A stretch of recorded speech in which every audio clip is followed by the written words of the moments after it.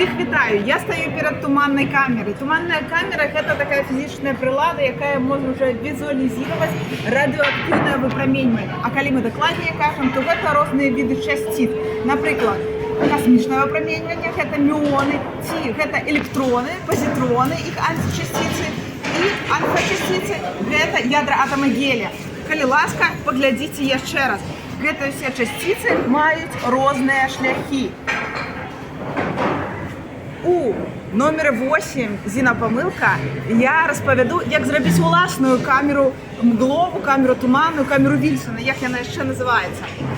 И самое важное тут, конечно же, вось такая легенда, потому что одразу можно не запомнить, что и что. Яшчэ раз с вами можем повторить. Вось гэта ядра атама гелія, гэта альфа-часціцы, радыеактыўныя альфа-часціцы, гэта аналагічна. Вось гэта такія вось шляхі, гэта электроны ці пазітроны.